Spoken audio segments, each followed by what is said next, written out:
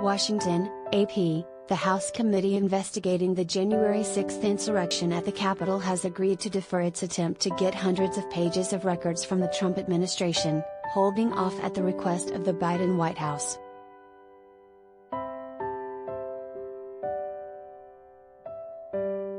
The deferral is in response to concerns by the Biden White House that releasing all the Trump administration documents sought by the committee could compromise national security and executive privilege.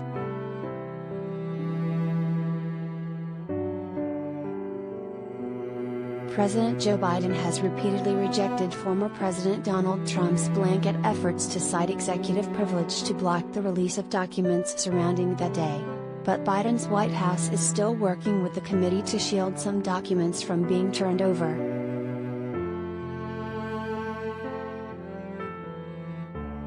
Trump is appealing to the Supreme Court to try to block the National Archives and Records Administration, which maintains custody of the documents from his time in office, from giving them to the committee.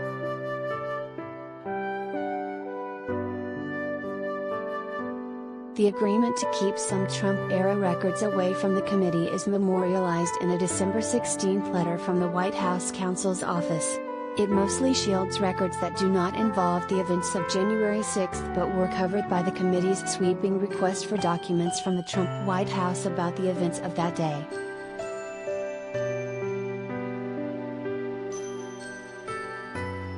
Dozens of pages created January 6 don't pertain to the assault on the Capitol. Other documents involve sensitive preparations and deliberations by the National Security Council. Biden's officials were worried that if those pages were turned over to Congress, that would set a troublesome precedent for the executive branch, no matter who is president.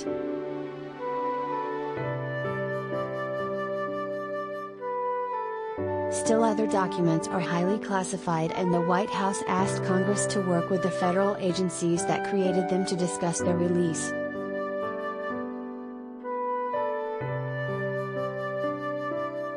The documents for which the Select Committee has agreed to withdraw or defer its request do not appear to bear on the White House's preparations for or response to the events of January 6, or on efforts to overturn the election or otherwise obstruct the peaceful transfer of power, White House Deputy Counsel Jonathan Su wrote in one of two letters to the committee obtained Tuesday by the Associated Press.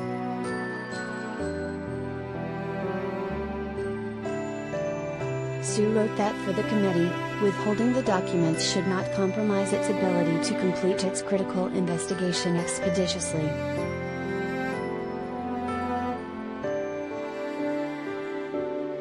For the last several months, the National Archives has been transmitting tranches of documents to the White House and to lawyers for Trump to determine whether they contain any privileged information. Trump has raised both broad objections to the release of the documents as well as specific concerns about particular documents.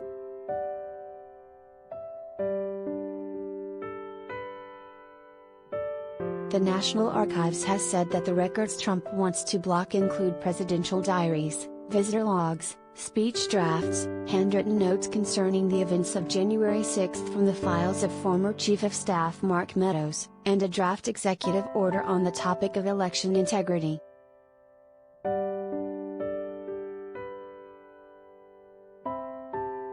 Biden has repeatedly rejected Trump's claims of executive privilege over those documents, including in a letter sent December 23 regarding about 20 pages of documents.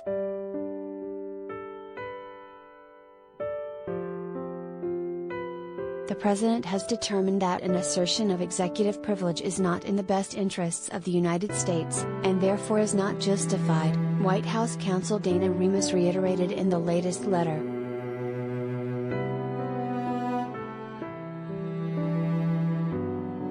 Trump has taken to the courts to block the document releases.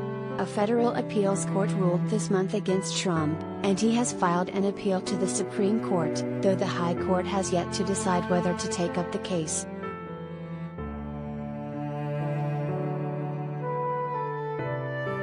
Judge Patricia Millett, writing for the court in the December 9 opinion, said Congress had a uniquely vital interest in studying the events of January 6 and Biden had made a carefully reasoned determination that the documents were in the public interest and that executive privilege should therefore not be invoked.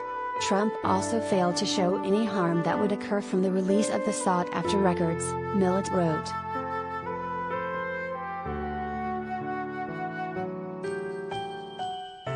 On the record before us, former President Trump has provided no basis for this court to override President Biden's judgment and the agreement and accommodations worked out between the political branches over these documents, the opinion stated.